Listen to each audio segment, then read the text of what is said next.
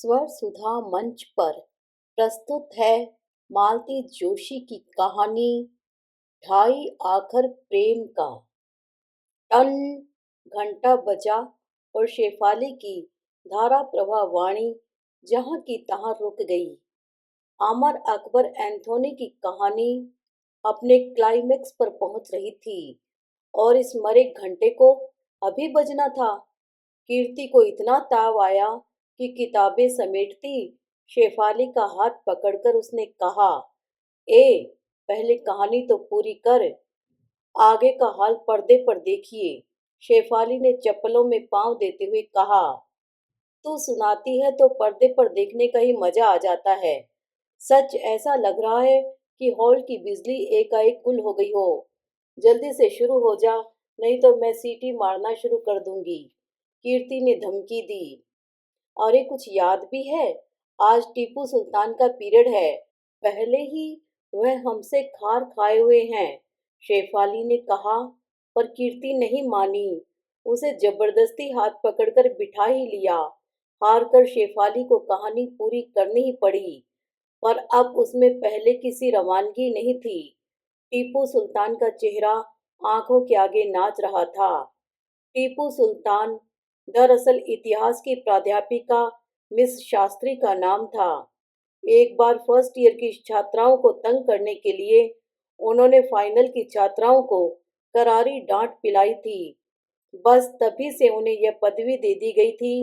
लड़कियां वाकई नाराज हो गई थी। जब फर्स्ट ईयर में थी तब उन्हें रैगिंग से बचाने कोई नहीं आया था।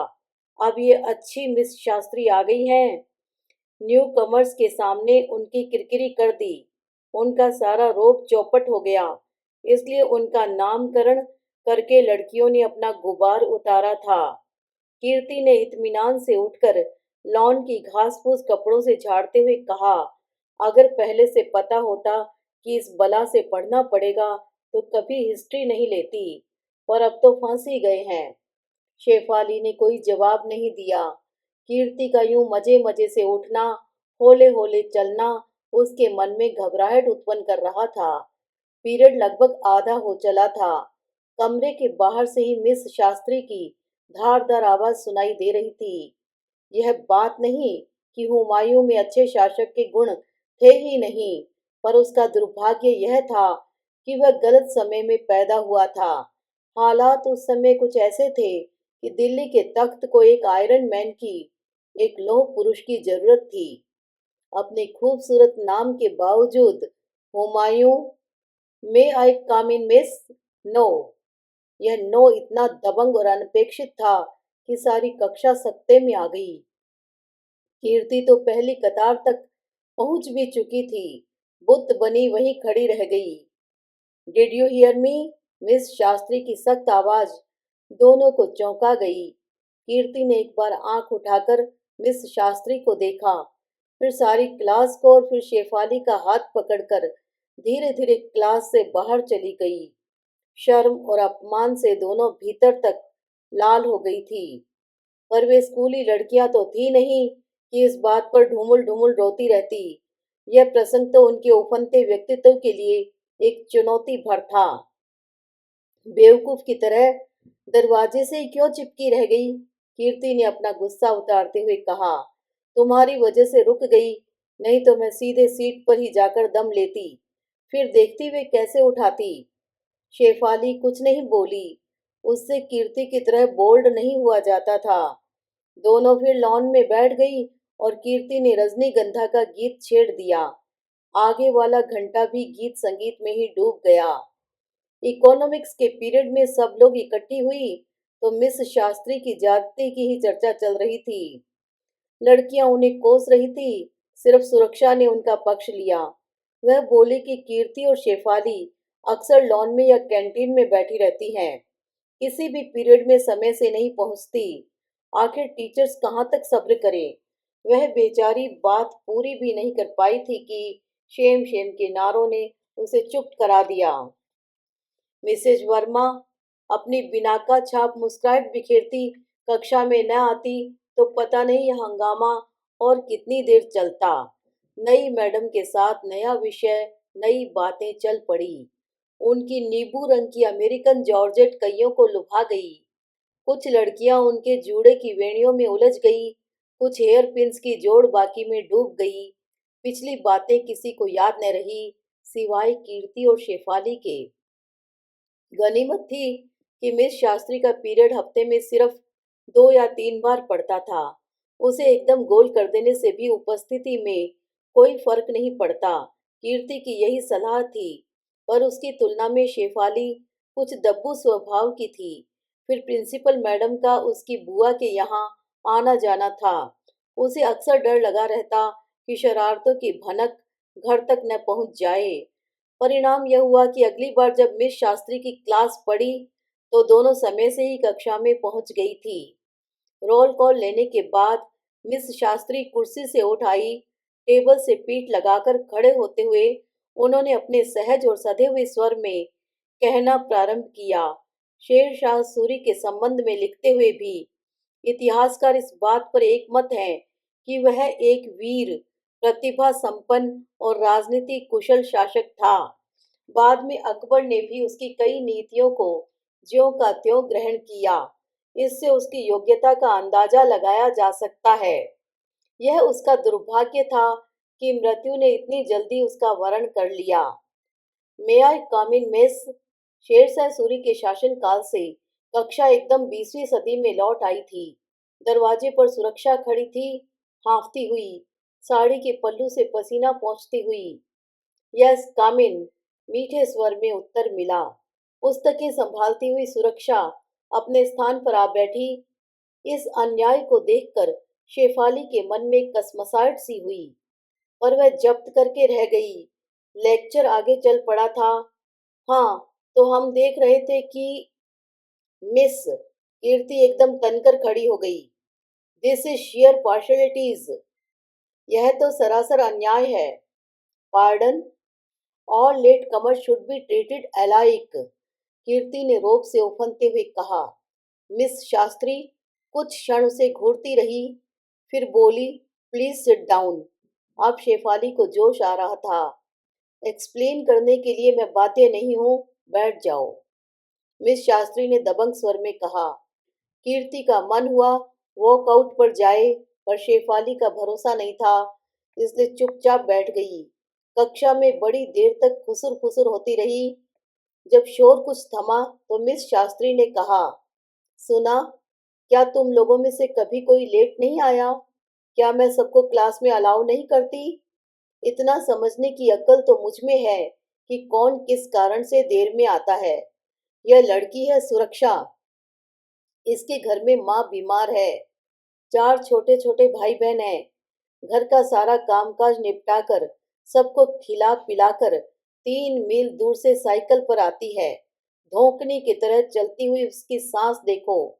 तुम लोग खुद अंदाज लगा सकती हो कि समय से पहुंचने के लिए उसने कितना प्रयास किया है। खैर, let us continue.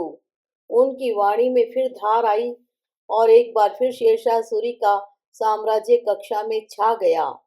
Miss Shastri की आवाज के अतिरिक्त केवल पेन और पेंसिल की सरसराहट ही सुनाई दे रही थी, बाकी सब कुछ शांत था।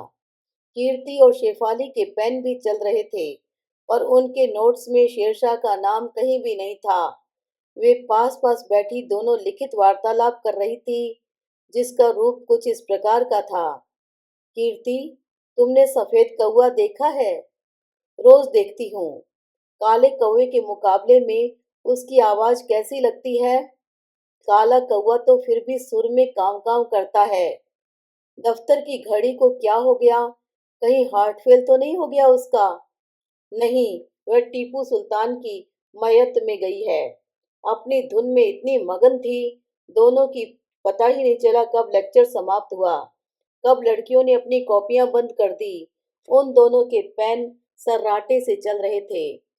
बड़ी देर बाद उन्हें होश आया। देखा सारी कक्षा की आंखें उन्हीं पर केंद्रित है।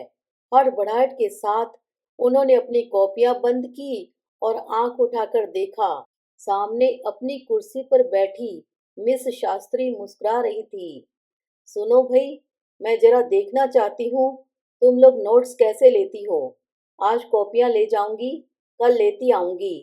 कल तो पीरियड है ही। वंदना, जरा इकट्ठा करना भाई। और वे उसी तरह मुस्कुराते हुए कक्षा से बाहर निकल गई। घंटे की भी प्रतीक्षा नहीं की।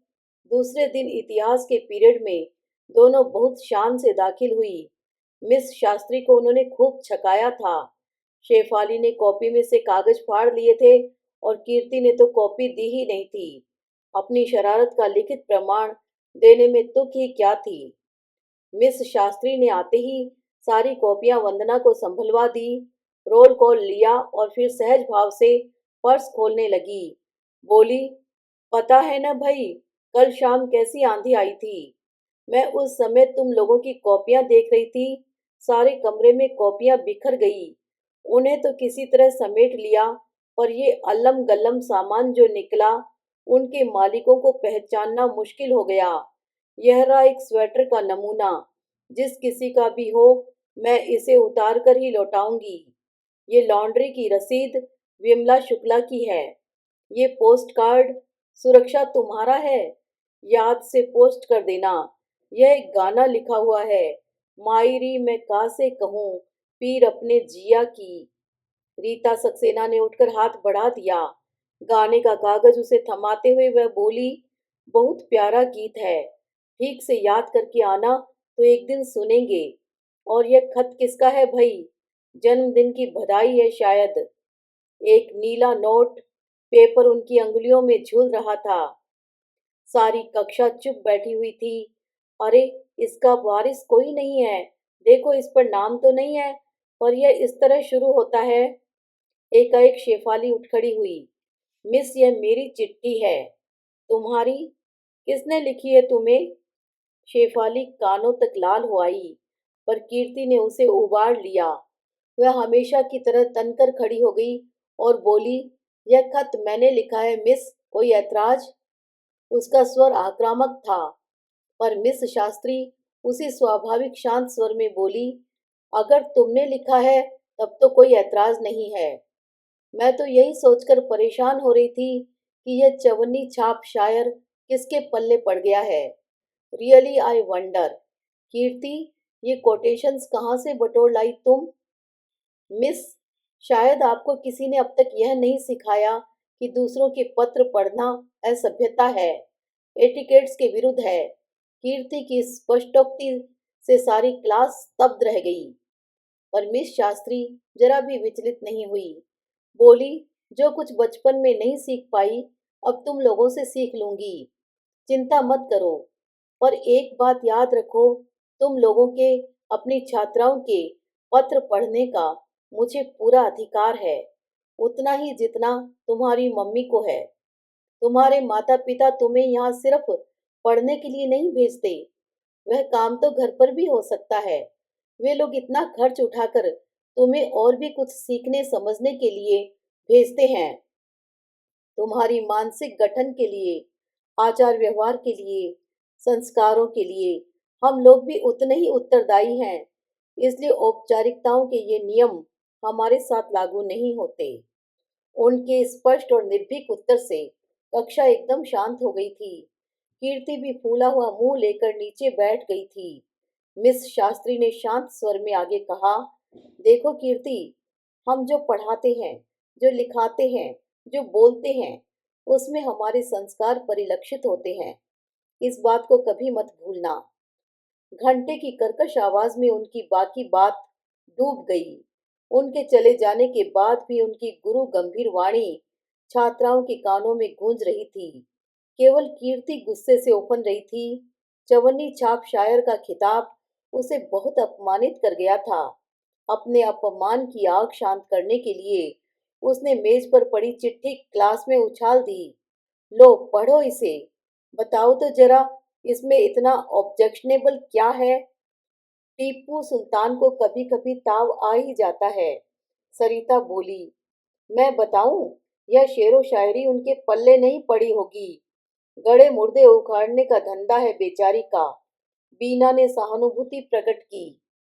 अरे, वे तो समझी होंगी, किसी बॉयफ्रेंड का खत है। बेचारी डांटने के लिए कुल बुला रही थी। कीर्ति ने सारा मजा किरकिरा कर दिया। यह आवाज यास्मीन की थी। अच्छा होता जो मैं कह देती कि ब्रदर के दोस्त का पत्र है। शेफाली बोली। अब आपकी जबान खुली है। उस समय तो ताले पड़ गए थे। सच कह देती तो बड़ा मजा आता। कीर्ति ने हसरत भरे अंदाज में कहा। ये लोग जो मिस रह जाती हैं न, प्रेम के नाम से ही चिढ़ने लगती हैं। मेरी एक बुआ है, उनका भी यही हाल है। विमला ने जानकारी दी। इन बेचारी को कोई मिला ही न होगा। विद्या को करुणा हो आई। अरे, मिल भी जाता तो दूसरे ही दिन भागता नजर आता। इस मोर्टार गन के सामने कोई टिक सकता है भला? कीर्ति बोली। नहीं रे, यह बात नहीं है। वंदना के सहानुभूति पूर्ण स्वर ने सबको चौंका दिया। पता है, अपने माँ बाप की अकेली लड़की है। भाई भी नहीं है। पेरेंट्स इतने बूढ़े हैं। पिताजी के तो एक हाथ भी नहीं है। इसी से शायद शादी नहीं की है अभी तक। तभी तो अपनी परिस्थिति का गुबार हम पर उतारती हैं। शेफाली ने तुनक कर कहा।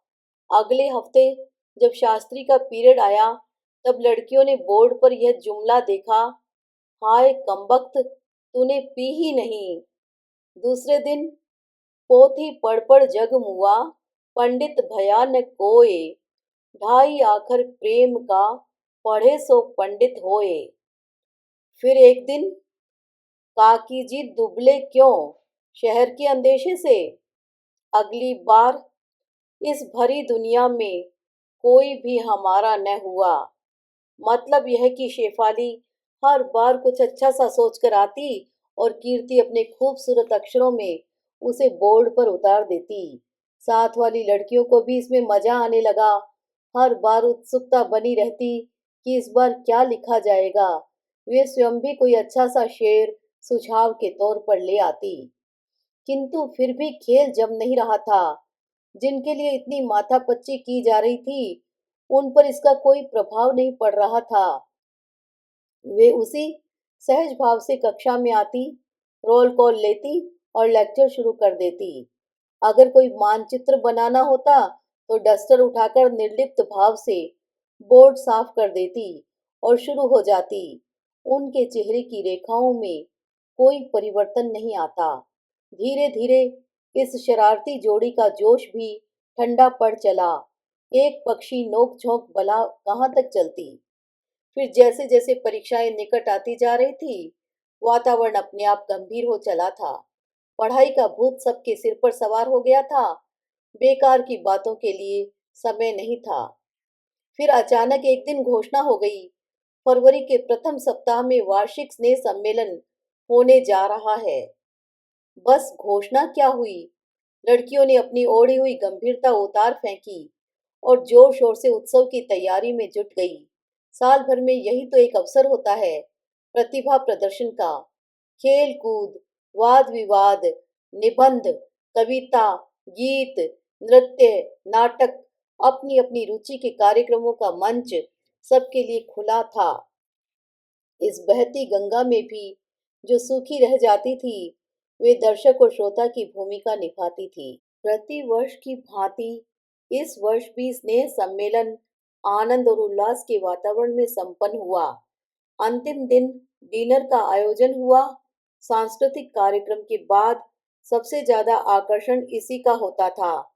अध्यापक और छात्राओं के बीच की औपचारिकता की दीवार उस दिन के लिए टूट जाती थी। सब लोग मिलकर खाते थे। दूसरे दिन सब लोगों के नाम पर फरमाइशी रिकॉर्ड्स बजते थे। उनसे बहुत मनोरंजन होता था। इस वर्ष फरमाइशी प्रोग्राम का भार कीर्ति और शेफाली ने अपने ऊपर ले लिया था। रिकॉर्ड्स का चुनाव शेफाली ने किया था और उन्हें अपने बेलौस अंदाज में प्रस्तुत किया कीर्ति ने। अपनी सूझबूझ का परिणाम देखने के लिए शेफाली स्टाफ के आसपास ही मंडरा रही थी। पहली गीत प्रिंसिपल मैडम के नाम था। चल चल चल मेरे साथी, ले चल खटारा खींच के। गीत के शुरू होते ही हॉल में हंसी का फव्वारा छूट पड़ा। अपनी दीर्घ काया को हिलाते हुए वे बोली, तुम लोग कुछ भी कहो, अपनी मॉरिस को मैं छोड़ने वाली नहीं। बेचारी 20 साल से मेरा साथ दे रही है। मेरी तरह बूढ़ी और बेडोल है बेचारी। दूसरा गीत वाइस प्रिंसिपल मिसेस चटर्जी के लिए था। यशोमती मैया से बोले नंद लाला, राधा क्यों गोरी मैं क्यों काला। मिसेस चटर्जी का एकमात्र पुत्र इसी वर्ष अमेरिका से लौटा था। लौटते हुए एक अमेरिकन बहू साथ ले आया था। गीत बजते ही पंडाल तालियों से गूंज उठा। लोगों ने खुलकर दाद दी। फिर एनसीसी वाली मिस कर्णिक का नंबर था। कैंप में इस बार कॉलेज का ग्रुप पहले नंबर पर रहा था और मिस कर्णिक ने सबको पिक्चर दिखाने का वादा किया था। उनके लिए गीत बजा, जो वादा किया वो निभाना पड़ेगा। याद है, याद है, उन्होंने खड़े होकर सबको आश्वस्त करते हुए कहा। फिर मिसेज वर्मा की बारी थी। पापा को मम्मी से, मम्मी को पापा से प्यार है। मिसेज वर्मा नई दुल्हन की तरह शर्मा गई। उनकी लव मैरिज थी। अब भी सुबह शाम मिस्टर वर्मा स्कूटर लेकर उन्हें लेने और छोड़ने आते रहे हैं। इस फरमाइशी चुटकी का स्टाफ मेंबर्स ने भी लाभ उठाया और मिसेज वर्मा को परेशान कर डाला। बेचारी शालीनता से मुस्कुराती रही। एक बार फिर माइक पर कीर्ति की आवाज गूंजी, और अब देखिए मिस शास्त्री क्या गा रही हैं। हम सबकी शुभकामनाएं उनके साथ हैं। गीत शुरू हुआ। आएगी जरूर चिट्ठी मेरे नाम की तब देखना। एकदम सन्नाटा सा खिंच गया। स्टाफ मेंबर्स पशोपेश में पड़ गई। प्रिंसिपल का चेहरा तमतमा उठा। यह क्या बदतमीजी है, कहती हुई वे एकदम उठ खड़ी हुई। पर मिस शास्त्री ने उन्हें हाथ पकड़कर बिठा दिया।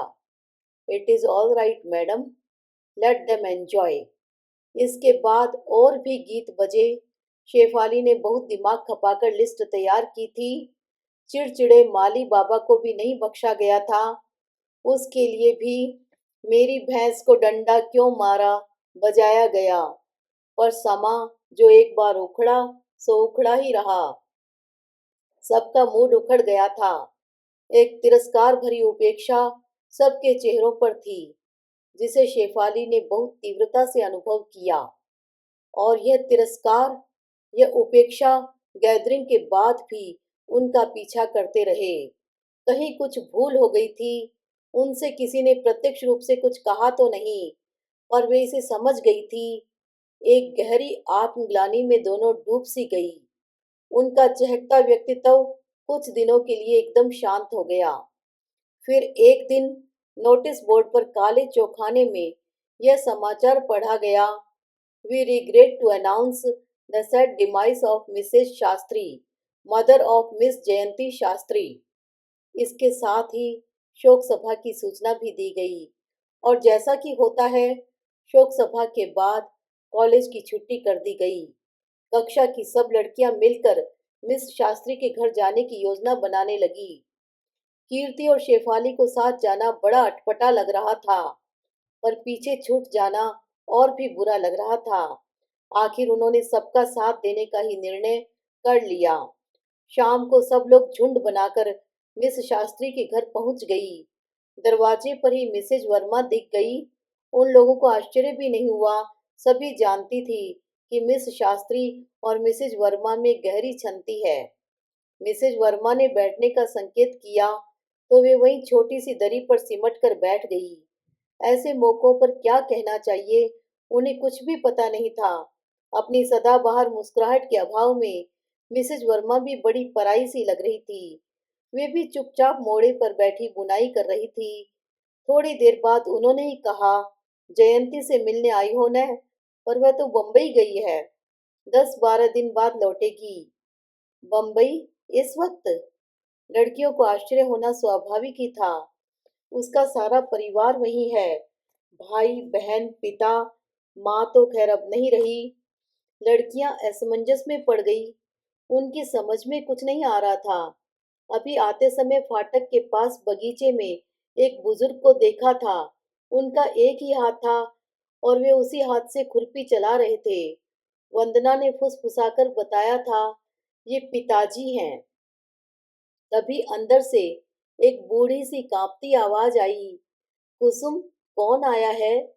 मिसेज वर्मा उठकर दरवाजे तक गई और बोली, कॉलेज की लड़कियां हैं माताजी, जयंती से मिलने आई हैं। अच्छा। उधर तो कौतूहल शांत हो गया, पर लड़कियों के कौतूहल की सीमा नहीं थी। उनकी आंखें बार बार भीतर के दरवाजे की ओर उठ रही थी और आपस में वे लोग खुसर फुसर कर रही थी। आखिर मिसेज वर्मा ने ही उन्हें एक तरह से दफा करते हुए कहा, अब तुम लोग घर जाओ, अंधेरा हो चला है। मम्मी लोग चिंता करेंगी, कल अपनी क्लास में बातें करेंगे। आश्चर्य में डूबी हुई सब लोग वहां से लौट आई। दूसरे दिन मिसेज वर्मा कक्षा में आई तो सबकी आंखों में झांकती हुई उत्सुकता को उन्होंने सहज ही पढ़ लिया। मेज पर पेपर वेट गोल गोल घुमाते हुए वे बड़ी देर तक चुप बैठी रही। फिर बोली, लगता है आज तुम बैंकों की कार्यप्रणाली के विषय में जानने के मूड में नहीं हो। आपने बिल्कुल ठीक समझा है मैडम, सबने एक साथ कहा। हम आज कुछ और जानने के मूड में हैं। मुझे मालूम है तुम लोग क्या जानना चाहती हो। यह भी मालूम है तुम लोग मिस शास्त्री के परिवार के विषय में जानना चाहती हो। तो सुनो, उनका पूरा परिवार बम्बई में है। यहाँ जो लोग हैं वे दलजीत के, जयंती के मंगेतर के माता पिता हैं। जी। विस्मय को अगर शब्दों में बांधा जा सकता है तो वह इस जी में साकार हो उठा था। मैडम, हमें सारी बात ठीक से समझाइए। सारी बात समझाने के लिए मुझे जयंती की पूरी कहानी सुनानी पड़ेगी और जयंती इसे कभी पसंद नहीं करेगी। मैडम, प्लीज, लड़कियों ने एक स्वर में मनुहार की। उनका अनुरोध टालना मिसेज वर्मा के लिए संभव नहीं हुआ। बहुत धीरे धीरे उन्होंने कहना शुरू किया। लड़कियां एकाग्र होकर सुनने लगी। तुम्हें शायद मालूम न हो, मैं और जयंती हाई स्कूल से साथ साथ पढ़ते आए हैं। हम लोगों ने साथ ही हाई स्कूल पास किया, साथ ही कॉलेज में दाखिला लिया और एक साथ ही बीए पास किया। एमए में जाकर हमारे विषय बदल गए, पर दोस्ती उसी तरह बरकरार रही। दलजीत भी फर्स्ट ईयर में हमारे साथ था। हमारा अच्छा मित्र था, पर जयंती का परिचय मित्रता की सीमा पार कर चुका था। मुझ पर ही सबसे पहले जयंती ने अपना राज खोला था। मैं उन दोनों के बीच की एक महत्वपूर्ण कड़ी थी उन दिनों। विद्यार्थी जीवन में तो इस तरह के प्रेम संबंधों का अपना मजा होता है, अपना थ्रिल होता है। पर एमए के अंतिम वर्ष में आते आते दोनों परेशान हो उठे। इस प्रेम कहानी का सुखद अंत अर्थात विवाह संभव नहीं हो पा रहा था। क्यों मैडम?